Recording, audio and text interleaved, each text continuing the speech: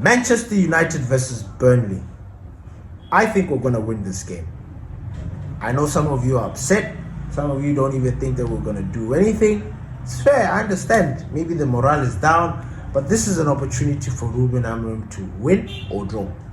Now, I say draw because, and I know you'll be like, but Ben, what the fuck are you saying, bro? Yo, this is Manchester United. You know, you guys have come out and said that we're not scoring goals.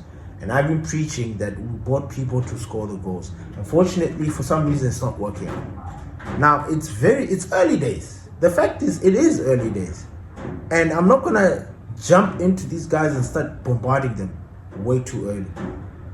I think maybe after the 5th game, I think that's a reasonable one. A 5th game to give our attackers. If they don't start pumping in the goals, then perhaps we need to stop being worried. But in these early stages, it's just early jitters. We're moving into the 3rd game week of the season, which means it's the 3rd game. So 2 more games. If they don't start scoring from this game, if they don't until the 5th game, I don't know whether it's Chelsea or Liverpool, because we're going to be playing the big boys after this. If we don't, then we have got a problem. But right here, right now, I don't think so. I look at the chances that we create, and I know a lot of you don't want to hear that. Fine, because you don't want to hear anything about chance creations. It's fine, I get it. But we are creating chances. We are with the ball. We are keeping possession. Unfortunately, we are just not doing. Now, I've got a theory. Our wing backs are not doing their proper jobs. The wing backs, they're not. There is something off about our wing backs. They're not crossing enough. I don't know if that is instructions from Ruben or if it's just part of the game, but it is something that we keep seeing as a behavior. Dogu,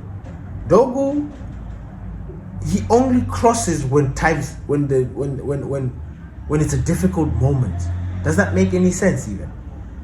Like he will cross the ball when it is very, like you don't expect it, and then it's like, but dude, normally you don't cross it. And Delo was like that. I've been crying about Delo. Delo can put 10 crosses in. This is just an example. 10, 2 might be good. The rest will be just, what the fuck is this? Here, there. It's like, what's going on? Our wingbacks are not feeding our people in the box enough. They are not. And I think that needs to change.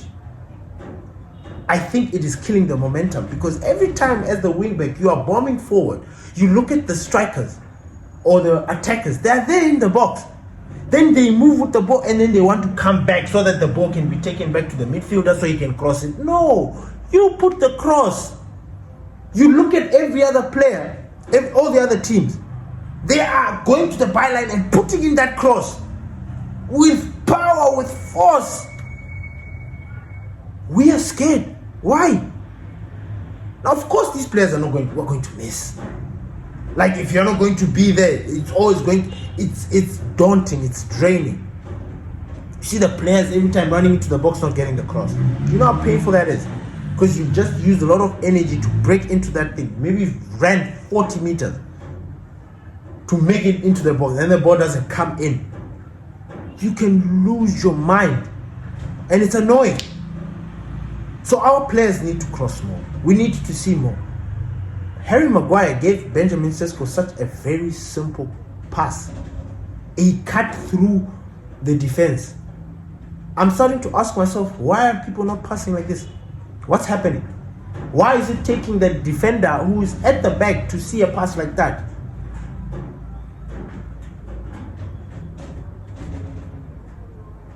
Our team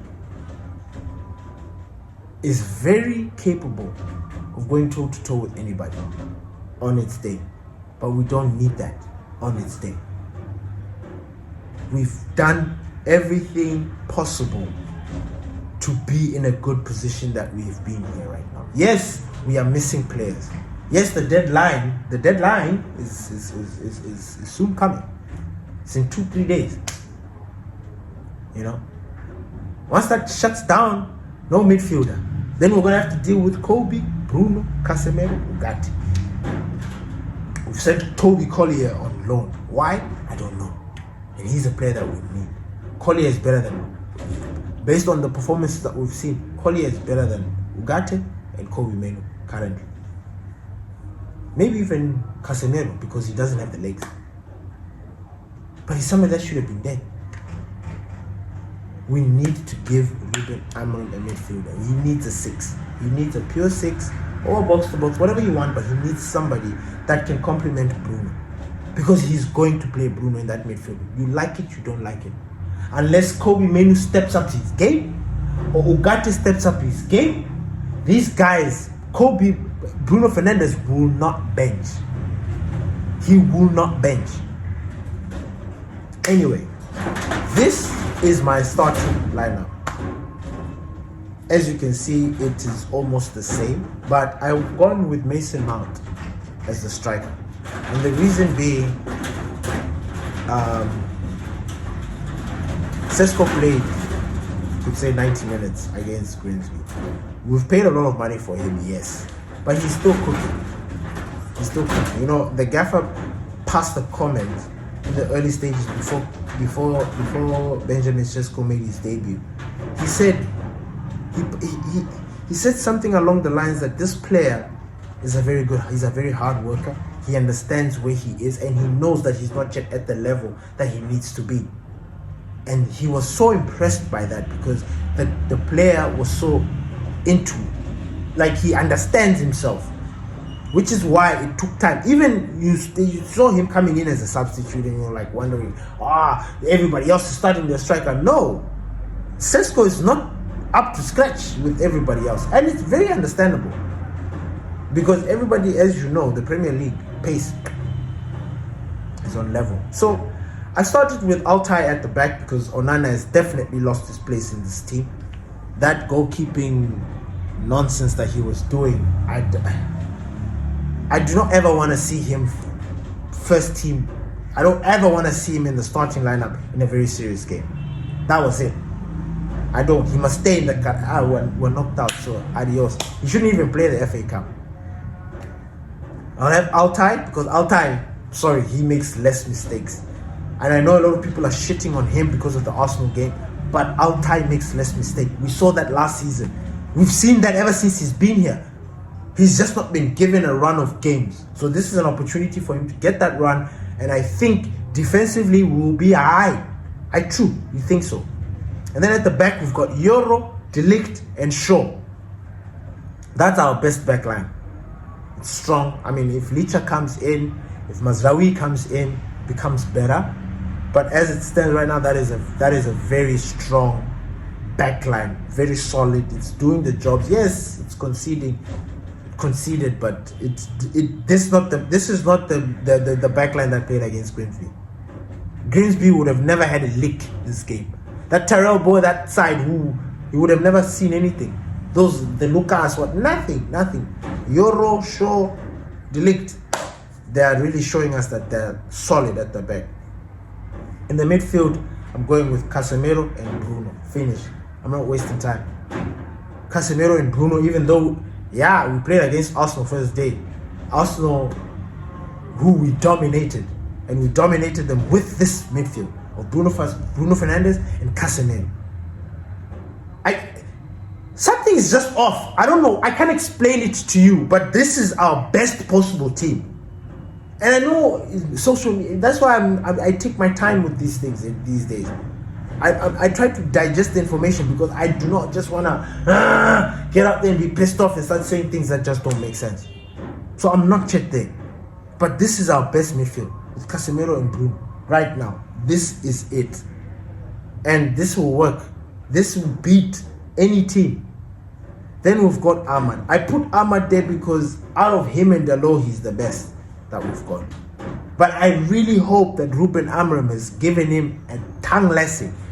Like he's chewed him dust, hairdresser. Tell him shit. That's what I hope.